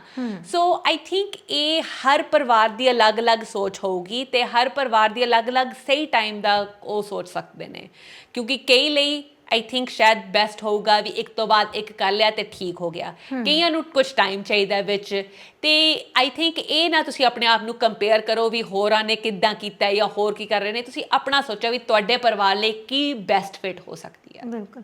ਇੱਕ ਚੀਜ਼ ਅਸੀਂ ਪਿਛਲੀਆਂ ਬਹੁਤ ਸਾਰੀਆਂ ਇੰਟਰਵਿਊ 'ਚ ਮਿਸ ਕੀਤੀ ਕਿ ਸਾਨੂੰ ਲੱਗਿਆ ਕਿ ਜਦੋਂ ਆਪਾਂ ਪ੍ਰੈਗਨੈਂਸੀ ਤੇ ਗੱਲ ਕਰਦੇ ਹਾਂ ਤਾਂ ਹਮੇਸ਼ਾ ਆਪਾਂ ਔਰਤਾਂ ਬਾਰੇ ਗੱਲ ਕਰਦੇ ਹਾਂ। ਹਾਂਜੀ ਹਾਂਜੀ। ਆਪਾਂ ਇੱਕ ਬੰਦੇ ਨੂੰ ਉਹਦੇ 'ਚੋਂ ਬਾਹਰ ਕਰ ਦਿੰਦੇ ਹਾਂ। ਪਰ ਇੱਕ ਬੰਦੇ ਨੂੰ ਵੀ ਕੀ ਮਤਲਬ ਜੇ ਉਹ ਸੋਚਦਾ ਹੈ ਕਿ ਅਸੀਂ ਅਗਲੇ ਸਾਲ ਬੱਚਾ ਕਰਾਂਗੇ ਤਾਂ ਇੱਕ ਬੰਦੇ ਦੇ ਟੈਸਟ ਵੀ ਲਾਜ਼ਮੀ ਨੇ। ਹਾਂਜੀ, ਸੋ ਇਹ ਅਗੇਨ ਡਿਪੈਂਡ ਕਰਦਾ ਹੈ ਵੀ ਤੁਹਾਡੀ ਕਨਸੀਵ ਕਰਨ ਵਿੱਚ ਤੁਹਾਨੂੰ ਕੋਈ ਦਿੱਕਤ ਆਈ ਕਿ ਨਹੀਂ ਆਈ। ਸੋ ਪਹਿਲੀ ਚੀਜ਼ ਤਾਂ ਇਹ ਇੰਪੋਰਟੈਂਟ ਹੈ ਏਜ ਦੇਖਣੀ, ਹੈ ਨਾ। ਅਤੇ ਉੱਥੇ ਤਾਂ US ਵਿੱਚ ਤਾਂ ਹੁਣ ਅਸੀਂ ਹੋਰ ਓਲਡਰ ਹੋ ਕੇ ਅਸੀਂ ਵਿਆਹ ਕਰਾ ਰਹੇ ਹਾਂ ਅਤੇ ਫਿਰ ਬੱਚੇ ਕਰ ਰਹੇ ਹਾਂ। ਅਤੇ ਉਹਦੇ ਨਾਲ ਮੈਂ ਇਹ ਕਹੂੰਗੀ ਵੀ ਮੈਂ ਹੁਣ 35 ਸਾਲਾਂ ਦੀ ਹਾਂ, ਅਤੇ ਉੱਥੇ 35 ਸਾਲ ਤੋਂ ਬਾਅਦ ਉਹ ਕੀ ਕਹਿੰਦੇ ਨੇ, ਜੇ ਤੁਸੀਂ ਪ੍ਰੈਗਨੈਂਟ ਹੈਗੇ ਹੋ ਉਹਨੂੰ ਉਹ ਕਲਾਸੀਫਾਈ ਕਰਦੇ ਨੇ ਜੀਰੀਐਟ੍ਰਿਕ ਪ੍ਰੈਗਨੈਂਸੀ, ਵੀ ਜਿਸ ਤਰ੍ਹਾਂ ਕਿ ਬਹੁਤ ਹੀ ਬੁਢਾਪੇ ਵਿੱਚ ਤੁਸੀਂ ਪ੍ਰੈਗਨੈਂਸੀ ਕਰ ਰਹੇ ਹੋ, ਤੇ ਉਹਦੇ ਵਿੱਚ ਕੁਝ ਸਪੈਸ਼ਲਾਈਜ਼ ਟੈਸਟ ਕਰ ਲੈਂਦੇ ਨੇ। ਪਰ ਜੇ ਕੋਈ ਪ੍ਰੋਬਲਮ ਨਹੀਂ ਹੋਈ ਤੁਹਾਡੀ ਪਹਿਲੀ ਪ੍ਰੈਗਨੈਂਸੀ ਦੇ ਵਿੱਚ, ਜਾਂ ਇੱਦਾਂ ਕੋਈ ਕਨਸੀਵ ਕਰਨ ਵਿੱਚ ਕੋਈ ਪ੍ਰੋਬਲਮ ਨਹੀਂ ਹੋਈ, ਤਾਂ ਸ਼ਾਇਦ ਕੋਈ ਟੈਸਟਿੰਗ ਦੀ ਜ਼ਰੂਰਤ ਨਾ ਪਵੇ, ਚਾਹੇ ਔਰਤ ਲਈ ਚਾਹੇ ਬੰਦੇ ਲਈ। ਪਰ ਜੇ ਕੋਈ ਪ੍ਰੋਬਲਮ ਹੋ ਰਹੀ ਹੈ ਤਾਂ ਅਸੀਂ ਤਾਂ ਸਾਰੇ ਇਹੀ ਸੋਚਦੇ ਹਾਂ ਵੀ ਜੇ ਫਰਟੀਲਿਟੀ ਦੇ ਵਿੱਚ ਜਾਂ ਕਨਸੀਵ ਕਰਨ ਵਿੱਚ ਕੋਈ ਪ੍ਰੋਬਲਮ ਹੈ ਤਾਂ ਇਹ ਨਹੀਂ ਹੋਣਾ ਚਾਹੀਦਾ ਵੀ ਪਹਿਲਾਂ ਔਰਤ ਦੀ ਟੈਸਟਿੰਗ ਹੋਵੇ ਫਿਰ ਬੰਦੇ ਦੀ ਟੈਸਟਿੰਗ ਹੋਵੇ। ਦੋਨੋਂ ਇਕੱਠੇ ਕਰਾਓ, ਕਿਉਂਕਿ ਇਕੁਅਲ ਚਾਂਸ ਹੈ। ਤੇ ਆਫਟਨ ਟਾਈਮਸ ਬੰਦੇ ਦਾ ਜ਼ਿਆਦਾ ਵੀ ਚਾਂਸ ਹੋ ਸਕਦਾ ਹੈ ਵੀ ਕੋਈ ਪ੍ਰੋਬਲਮ ਹੋਵੇ ਜਿਹਦਾ ਹੱਲ ਤੁਸੀਂ ਕੱਢ ਸਕਦੇ ਹੋ ਜੇ ਤੁਸੀਂ ਟੈਸਟਿੰਗ ਸਹੀ ਟਾਈਮ 'ਤੇ ਕਰਾ ਲਓ। ਵੀ ਇਹ ਨਾ ਸੋਚੋ ਵੀ ਔਰਤ ਦੀ ਟੈਸਟਿੰਗ ਸਾਰੀ ਠੀਕ ਹੋ ਗਈ ਤਾਂ ਮਤਲਬ ਕਿ ਸਾਰਾ ਕੁਝ ਠੀਕ ਹੈ। ਤੁਸੀਂ ਉਹ ਵੀ ਸੋਚੋ ਵੀ ਨਾਲ ਇਕੁਅਲ ਪਾਰਟਨਰਸ਼ਿਪ ਵਿੱਚ ਹੀ ਬੰਦੇ ਦਾ ਪਾਰਟ ਪਲੇ ਹੁੰਦਾ ਅਤੇ ਉਹਨਾਂ ਦੀ ਵੀ ਪੂਰੀ ਤਰ੍ਹਾਂ ਟੈਸਟਿੰਗ ਕਰਾਓ। ਹਾਂਜੀ, ਜਿਵੇਂ ਤੁਸੀਂ ਸੁਣਿਆ ਹੀ ਹੋਣਾ ਕਿ ਆਪਣੇ ਵੈਸੇ ਲੋਕ ਕਹਿ ਦਿੰਦੇ ਹੁੰਦੇ ਆ ਕਿ ਮੁੰਡੇ ਅਤੇ ਕੁੜੀਆਂ ਸਾਡੇ 'ਚ ਕੋਈ ਫਰਕ ਨਹੀਂ ਹੈਗਾ, ਹੈ ਨਾ। ਪਰ ਹਾਲੇ ਤੱਕ ਵੀ ਮੈਨੂੰ ਇਹ ਨਹੀਂ ਲੱਗਦਾ ਕਿ ਇਸ ਚੀਜ਼ 'ਚ ਥੋੜ੍ਹਾ ਜਿਹਾ ਵੀ ਫਰਕ ਪਿਆ ਸੋਚਣ 'ਚ, ਕਿਉਂਕਿ ਹੁਣ ਤੱਕ ਵੀ ਅਸੀਂ ਸੋਚਦੇ ਹਾਂ ਕਿ ਕਈ ਬਹੁਤ ਵੱਡੇ ਵੱਡੇ ਪਰਿਵਾਰ ਵੀ ਨੇ ਜਿਹੜੇ ਉਹ ਵੀ ਅਬੋਰਸ਼ਨ ਕਰਵਾਉਂਦੇ ਨੇ ਇਸ ਚੱਕਰ 'ਚ ਕਿ ਜੇ ਪਹਿਲਾਂ ਕੁੜੀ ਆ ਤਾਂ ਅਗਲਾ ਜਿਹੜਾ ਉਹ ਮੁੰਡਾ ਹੋਣਾ ਚਾਹੀਦਾ, ਹੈ ਨਾ। ਅਤੇ ਆਪਣੀ ਕਮਿਊਨਿਟੀ 'ਚੋਂ ਬਹੁਤ ਸਾਰੇ ਲੋਕ ਨੇ ਜਿਹੜੇ ਉੱਧਰ ਨੇ, ਜਾਂ ਜਿਵੇਂ ਮੈਮ ਗੱਲ ਕਰਦੇ ਸੀਗੇ ਕਿ ਪਾਕਿਸਤਾਨ ਤੋਂ ਬਹੁਤ ਸਾਰੀਆਂ ਔਰਤਾਂ ਉਹਨਾਂ ਨੇ ਜਦੋਂ ਡਿਲੀਵਰੀ ਤੋਂ ਬਾਅਦ, ਹੈ ਨਾ, ਉਹਨਾਂ ਦੇ ਇੱਦਾਂ ਦੇ ਇਸ਼ੂਜ਼ ਹੁੰਦੇ ਆ ਕਿ ਕੁੜੀਆਂ ਤੋਂ ਬਾਅਦ ਮੁੰਡਾ ਹੋਵੇ। ਹਾਲੇ ਤੱਕ ਉੱਧਰ ਵੀ ਇਹ ਚੀਜ਼ਾਂ ਹੈਗੀਆਂ ਨੇ। ਮੈਂ ਇਹ ਕਹੂੰਗੀ ਵੀ ਆਈ ਥਿੰਕ ਜੋ ਸਾਡੇ ਪੰਜਾਬੀ ਨੇ, ਸਾਡੇ ਇੰਡੀਅਨ ਨੇ, ਉਹਨਾਂ ਵਿੱਚ ਕਾਫੀ ਹੱਦ ਤੱਕ ਹਜੇ ਵੀ ਇਹ ਗੱਲ ਚੱਲਦੀ ਹੈ।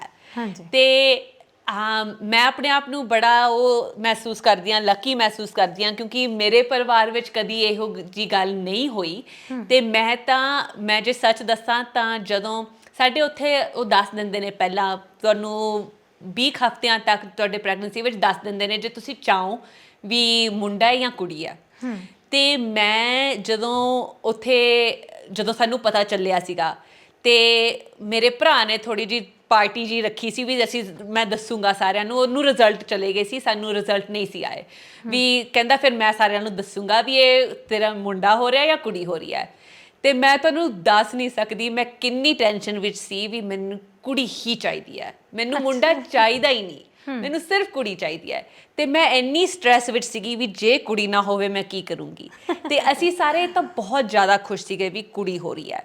ਪਰ ਤੁਸੀਂ ਹਜੇ ਵੀ ਦੇਖੋਗੇ ਵੀ ਹੋਰਾਂ ਨੂੰ ਜਦੋਂ ਪਤਾ ਚੱਲਦਾ ਹੈ ਉਹ ਸ਼ਾਇਦ ਚਲੋ ਕਹਿਣ ਵੀ ਚਲੋ ਬਹੁਤ ਵਧੀਆ, ਜਾਂ ਕਹਿਣ ਵੀ ਅਗਲੀ ਵਾਰ ਫਿਰ ਮੁੰਡਾ ਹੋ ਜੂ। ਜਿਸ ਤਰ੍ਹਾਂ ਕਿ ਤੁਹਾਨੂੰ ਇੱਦਾਂ ਦੇ ਰਹੇ ਨੇ, ਸਪੋਰਟ ਕਰ ਰਹੇ ਨੇ ਵੀ ਕੋਈ ਗੱਲ ਨਹੀਂ ਅਗਲੀ ਵਾਰ ਮੁੰਡਾ ਹੋ ਜੂ, ਕੋਈ ਗੱਲ ਨਹੀਂ। ਮਤਲਬ ਇਸ ਵਾਰ ਉਹ ਤੁਹਾਨੂੰ ਇਨਡਾਇਰੈਕਟਲੀ ਸਮਝਾ ਵੀ ਦਿੰਦੇ ਨੇ ਕਿ ਇਹ ਬਹੁਤ ਚੰਗੀ ਚੀਜ਼ ਹੈ। ਉਹ ਇੱਦਾਂ ਉਹ ਕਹਿਣਗੇ ਵੀ ਇੱਦਾਂ ਪਿਆਰ ਨਾਲ ਕਹਿਣਗੇ ਤੂੰ ਫਿਕਰ ਨਾ ਕਰ ਅਗਲੀ ਵਾਰ ਤਾਂ ਜ਼ਰੂਰ ਮੁੰਡਾ ਹੋ। ਉਹਨਾਂ ਨੂੰ ਇਹ ਨਹੀਂ ਪਤਾ ਵੀ ਮੈਨੂੰ ਨਹੀਂ ਮੁੰਡਾ ਚਾਹੀਦਾ, ਮੈਨੂੰ ਕੁੜੀ ਉਹ ਚਾਹੀਦੀ ਹੈ। ਪਰ ਉਹ ਹਜੇ ਵੀ ਗੱਲ ਬਹੁਤ ਹੱਦ ਤੱਕ ਚੱਲਦੀ ਹੈ ਉੱਥੇ। ਐਂਡ ਇਹ ਬਹੁਤ ਹੀ ਮਤਲਬ ਕਿ ਅਨਫੋਰਚੂਨੇਟ ਚੀਜ਼ ਹੈ ਵੀ ਲੋਕ ਇੱਦਾਂ ਸੋਚਦੇ ਨੇ। ਪਰ ਆਈ ਥਿੰਕ ਜਿਹੜੀ ਸਾਡੀ ਜਨਰੇਸ਼ਨ ਆ ਰਹੀ ਹੈ ਇਹਦੇ ਵਿੱਚ ਇਹ ਗੱਲ ਨਹੀਂ ਹੈਗੀ।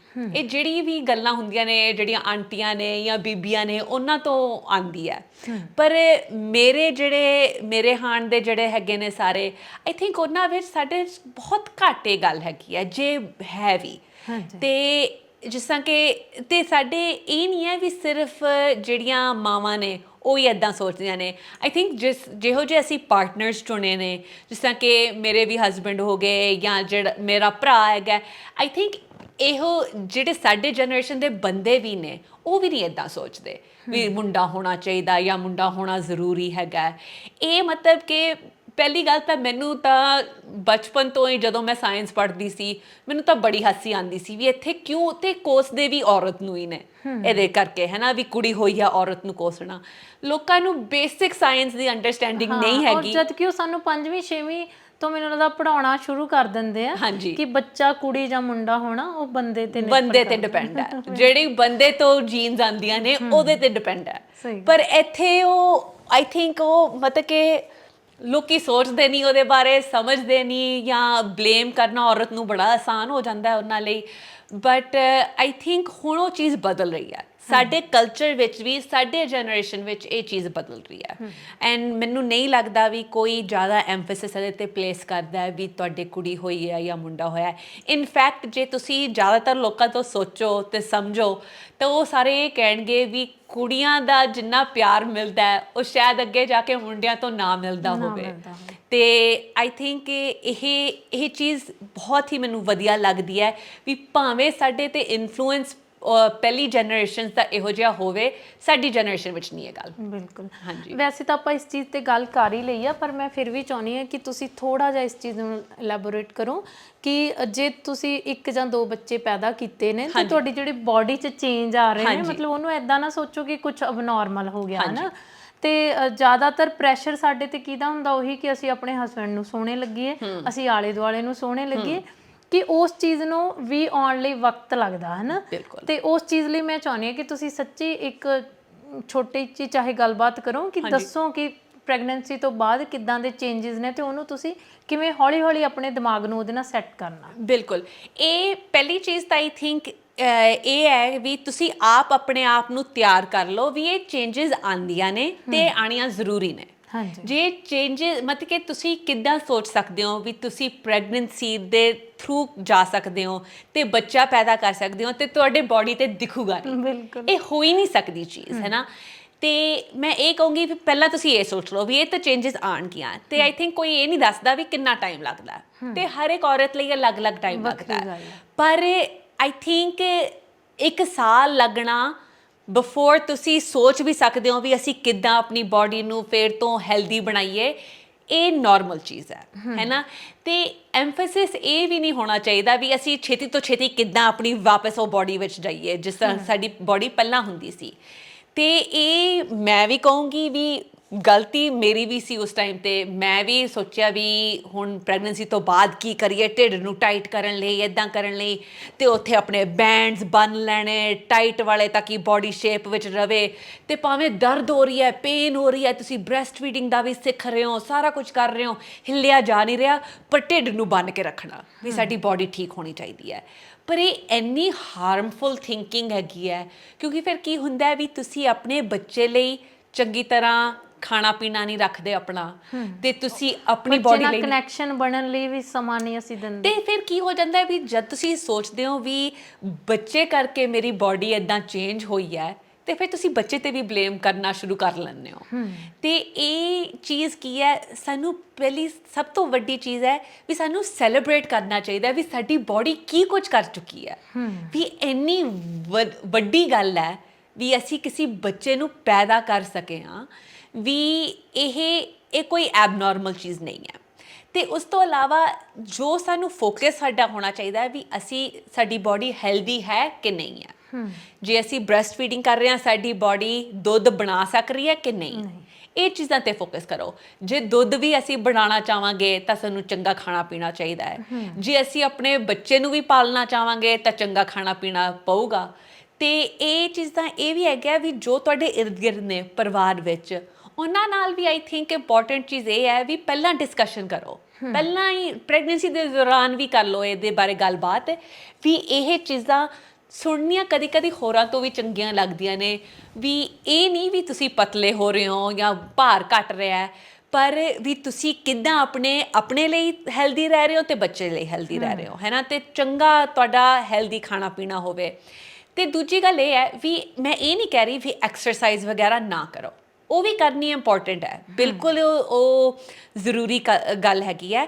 ਪਰ ਇਹ ਐਕਸਰਸਾਈਜ਼ ਜਿਹੜੀ ਕਰੋ ਉਹ ਇਸ ਕਰਕੇ ਕਰੋ ਵੀ ਮੇਰੀ ਬਾਡੀ ਵਿੱਚ ਹੋਰ ਤਾਕਤ ਆਵੇ, ਨਾ ਕਿ ਮੇਰਾ ਭਾਰ ਘਟੇ। ਬਿਲਕੁਲ, ਉਹਦੇ ਨਾਲ ਨਾਲ ਜੇ ਭਾਰ ਘਟ ਰਿਹਾ ਚਲੋ ਠੀਕ ਹੈ, ਬਹੁਤ ਵਧੀਆ। ਪਰ ਉਹ ਗੱਲ, ਉਹ ਤੁਹਾਡਾ ਫੋਕਸ ਨਹੀਂ ਹੋਣਾ ਚਾਹੀਦਾ, ਹੈ ਨਾ। ਕਿਉਂਕਿ ਮੈਨੂੰ ਇਹ ਵੀ ਪਤਾ ਚੱਲਿਆ ਹੈ ਵੀ ਭਾਵੇਂ ਛੋਟੇ ਬੱਚੇ ਨਾਲ ਵੀ ਚੱਕਰ ਨਾਲ ਪਿੱਠ ਵਿੱਚ ਕਿੰਨੀ ਦਰਦ ਹੁੰਦੀ ਹੈ, ਸਪੈਸ਼ਲੀ ਜਦੋਂ ਤੁਸੀਂ ਬ੍ਰੈਸਟ ਫੀਡਿੰਗ ਕਰ ਰਹੇ ਹੋ ਤੇ ਤੁਹਾਡੀ ਬਾਡੀ ਦੇ ਵਿਟਾਮਿਨਸ ਜਾ ਰਹੇ ਨੇ ਤੁਹਾਡੀ ਬਾਡੀ ਵਿੱਚੋਂ, ਤਾਂ ਤੁਹਾਨੂੰ ਆਪ ਵੀਕਨੈਸ ਬਹੁਤ ਛੇਤੀ ਮਹਿਸੂਸ ਹੁੰਦੀ ਹੈ।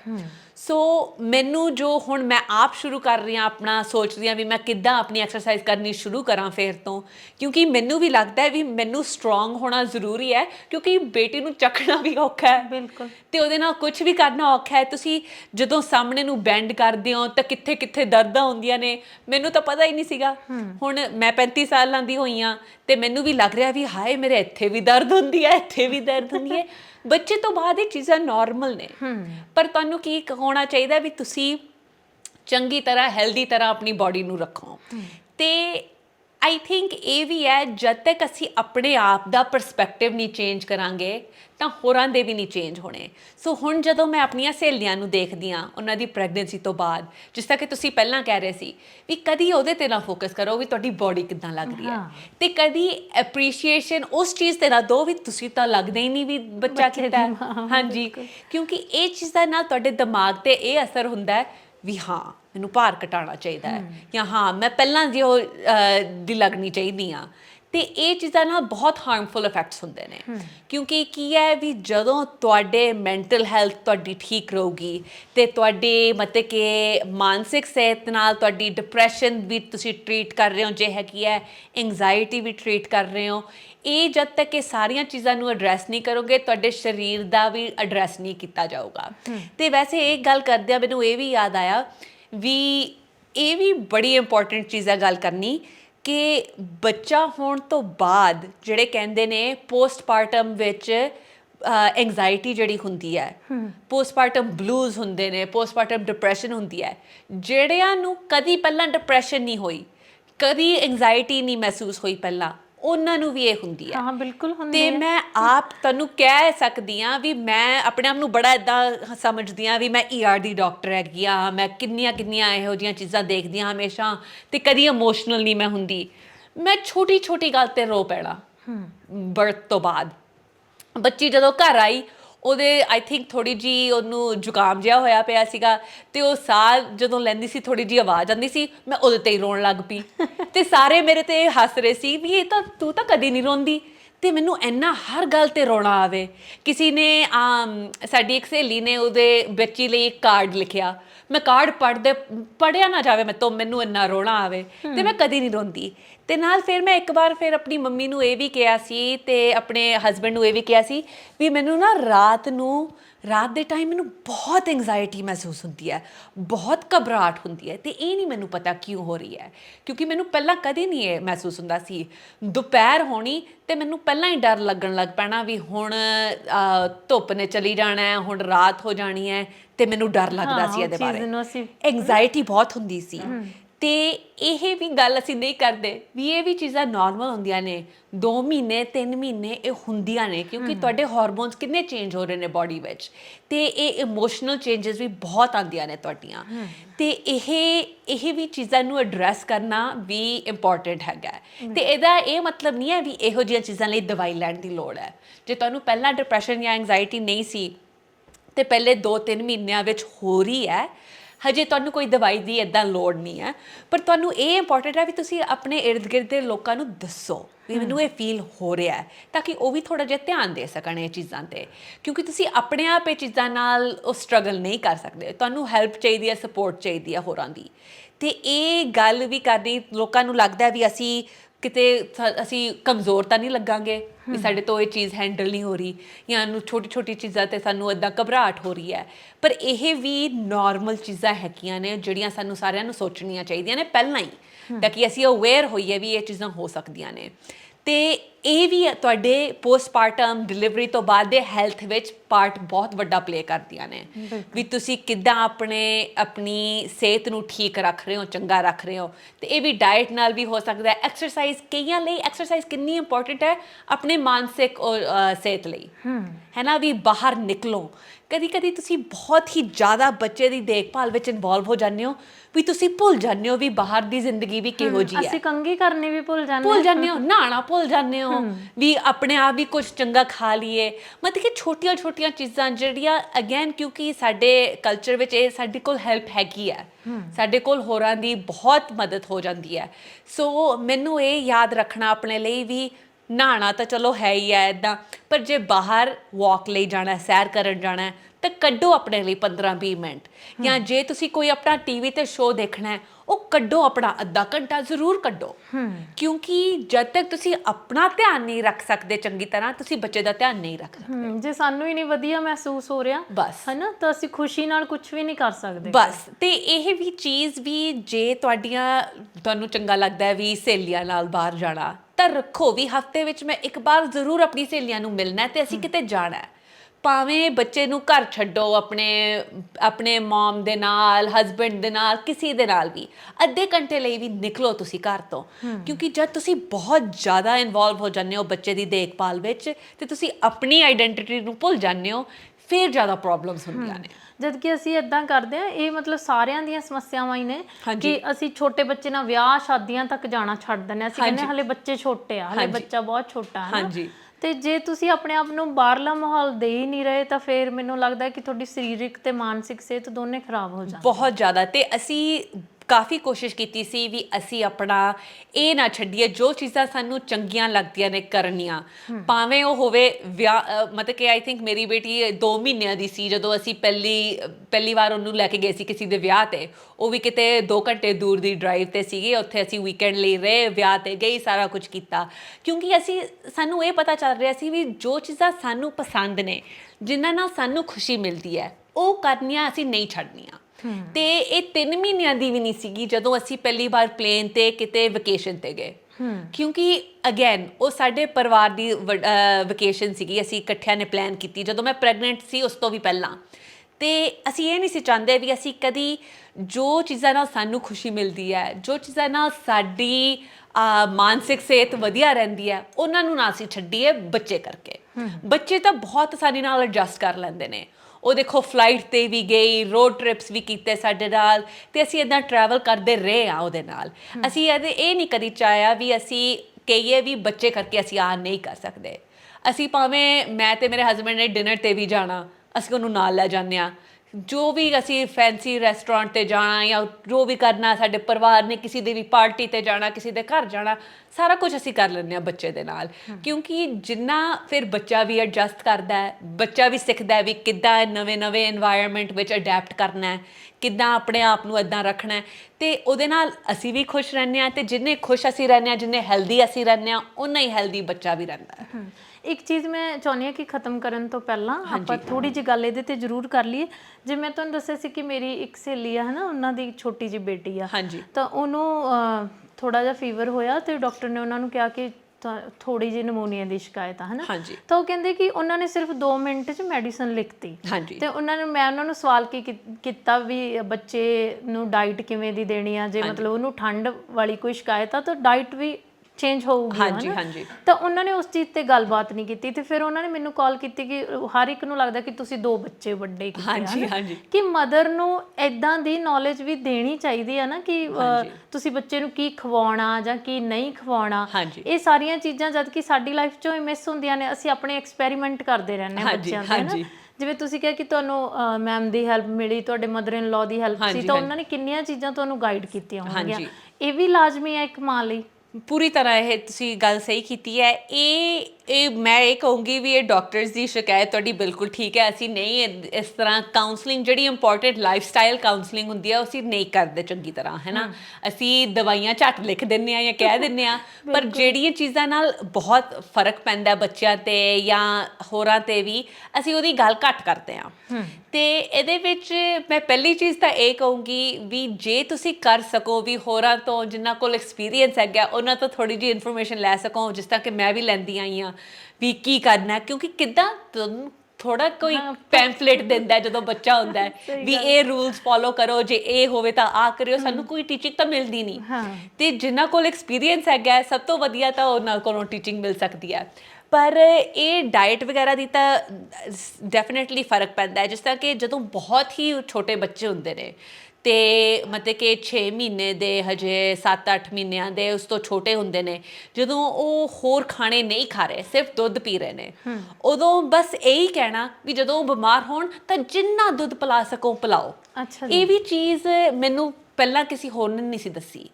ਪਰ ਜੇ ਥੋੜ੍ਹਾ ਜਿਹਾ ਜ਼ੁਕਾਮ ਹੋ ਗਿਆ ਬੱਚੇ ਨੂੰ ਜਾਂ ਨੱਕ ਚੱਲਣ ਲੱਗ ਪਿਆ ਜਾਂ ਖੰਘ ਹੋਈ ਤਾਂ ਤੁਸੀਂ ਹੋਰ ਤਾਂ ਉਹ ਕੋਈ ਖਾਣੇ ਨਹੀਂ ਖਾ ਰਹੇ, ਪਰ ਜਿੰਨਾ ਤੁਸੀਂ ਉਹਨਾਂ ਨੂੰ ਦੁੱਧ ਪਿਲਾ ਸਕੋ ਉਹਦੇ ਨਾਲ ਉਹਨਾਂ ਦੀ ਵੀ ਸਿਹਤ ਠੀਕ ਰਹਿੰਦੀ ਹੈ, ਕਿਉਂਕਿ ਉਹਨਾਂ ਨੂੰ ਨਿਊਟਰੀਐਂਟਸ ਮਿਲ ਰਹੇ ਨੇ ਸਾਰੇ, ਅਤੇ ਨਾਲੇ ਮਾਂ ਦੇ ਦੁੱਧ ਦੇ ਨਾਲ ਜਿਹੜੇ ਐਂਟੀਬਾਡੀਜ਼ ਜਾ ਰਹੀਆਂ ਨੇ ਉਹਦੇ ਨਾਲ ਉਹਨਾਂ ਦੀ ਪ੍ਰੋਟੈਕਸ਼ਨ ਹੋਰ ਵੱਧਦੀ ਹੈ।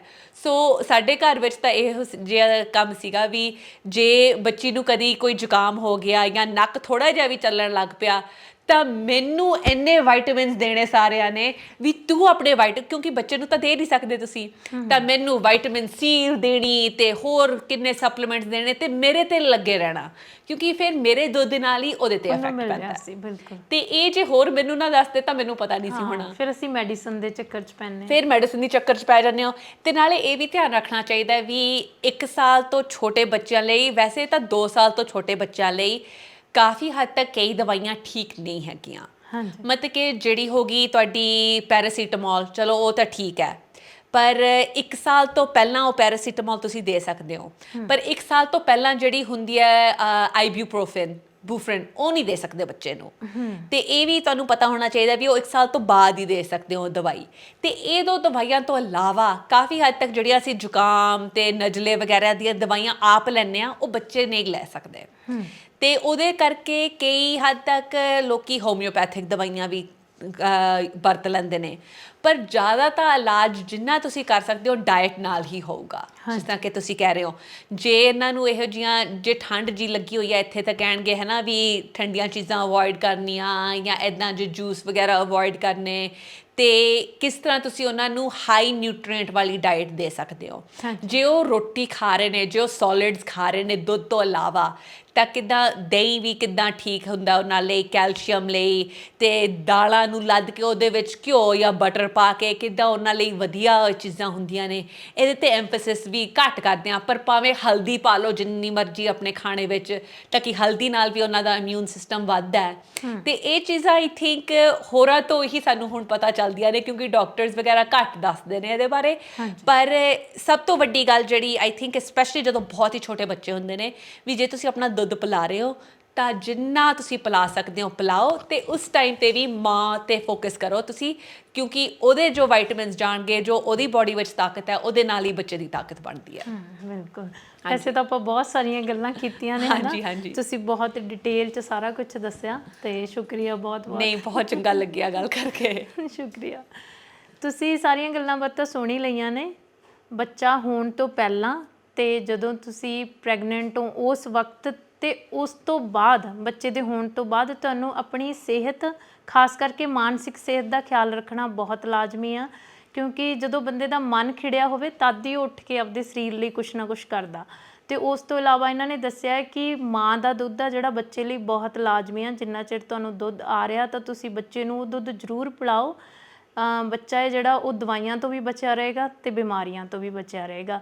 ਅਤੇ ਸਭ ਤੋਂ ਜਿਹੜੀ ਅਹਿਮ ਅਤੇ ਜ਼ਰੂਰੀ ਗੱਲ ਹੈ ਕਿ ਕਈ ਵਾਰ ਕੁੜੀਆਂ ਪ੍ਰੈਗਨੈਂਸੀ ਨੂੰ ਇਸ ਲਈ ਟਾਲਦੀਆਂ ਰਹਿੰਦੀਆਂ ਨੇ ਕਿ ਉਹਨਾਂ ਨੂੰ ਲੱਗਦਾ ਕਿ ਸਾਡੇ ਸਰੀਰ ਦੇ ਵਿੱਚ ਬਹੁਤ ਜ਼ਿਆਦਾ ਫਰਕ ਹੋਊਗਾ। ਅਤੇ ਖਾਸ ਤੌਰ 'ਤੇ ਜਦੋਂ ਅਸੀਂ ਆਲੇ ਦੁਆਲੇ ਤੋਂ ਸੁਣ ਲੈਂਦੇ ਹਾਂ ਕਿ ਇੱਕ ਬੱਚੇ 'ਤੇ ਘੱਟ ਫਰਕ ਪੈਂਦਾ, ਦੂਜੇ 'ਤੇ ਤਾਂ ਫਿਰ ਬਹੁਤ ਹੀ ਜ਼ਿਆਦਾ ਫਰਕ ਪੈ ਜਾਂਦਾ, ਤਾਂ ਅਸੀਂ ਦੂਜਾ ਬੱਚਾ ਕਰਨ ਤੋਂ ਵੀ ਘਬਰਾਉਣ ਲੱਗ ਜਾਂਦੇ ਹਾਂ। ਅੱਜ ਕੱਲ੍ਹ ਇਹ ਵੀ ਬਹੁਤ ਵੱਡੀ ਸਮੱਸਿਆ ਹੈ ਕਿ ਇੱਕ ਤੋਂ ਬਾਅਦ ਦੂਜਾ ਬੱਚਾ ਕੋਈ ਕਰਨਾ ਹੀ ਨਹੀਂ ਚਾਹੁੰਦਾ। ਤੇ ਸਰੀਰ ਦੇ ਮੁਤਾਬਕ ਹੀ ਤੁਸੀਂ ਬੱਚਿਆਂ ਬਾਰੇ ਸੋਚੋ। ਜਿਵੇਂ ਉਹਨਾਂ ਨੇ ਕਿਹਾ ਕਿ ਇੱਕ ਤੋਂ ਬਾਅਦ ਇੱਕ ਬੱਚਾ ਕਰਨਾ ਇਹ ਵੀ ਤੁਹਾਡੇ ਸਰੀਰ ਲਈ ਕਈ ਵਾਰੀ ਸਹੀ ਨਹੀਂ ਹੁੰਦਾ। ਅਸੀਂ ਜ਼ਰੂਰ ਨੌਕਰੀਆਂ ਵਾਲੇ ਹੋ ਗਏ ਹਾਂ, ਸਾਨੂੰ ਹੁੰਦਾ ਕਿ ਛੇਤੀ ਵਿਹਲੇ ਹੋ ਜਾਈਏ, ਤੇ ਬੱਚਾ ਹੋਣਾ ਕੋਈ ਬਹੁਤ ਛੋਟੀ ਗੱਲ ਨਹੀਂ ਹੈਗੀ। ਇੱਕ ਮਾਂ ਦੇ ਅੰਦਰੋਂ ਇੱਕ ਨਵੀਂ ਜ਼ਿੰਦਗੀ ਨੇ ਪੈਦਾ ਹੋਣਾ ਹੁੰਦਾ, ਤੇ ਉਹਦੇ ਲਈ ਬਹੁਤ ਜ਼ਿਆਦਾ ਧਿਆਨ ਦੀ ਲੋੜ ਹੁੰਦੀ ਆ। ਤੇ ਬੱਚੇ ਤੇ ਹੀ ਧਿਆਨ ਨਾ ਰੱਖੋ, ਉਹਦੀ ਮਾਂ ਨੂੰ ਵੀ ਬਹੁਤ ਜ਼ਿਆਦਾ ਧਿਆਨ ਦੀ ਲੋੜ ਹੁੰਦੀ ਆ। ਅਗਲੀ ਵਾਰ ਆਪਾਂ ਇਸ ਪ੍ਰੋਗਰਾਮ 'ਚ ਕਿਸੇ ਹੋਰ ਨਾਲ ਮਿਲਾਂਗੇ, ਤਦ ਤੱਕ ਲਈ ਸ਼ੁਕਰੀਆ।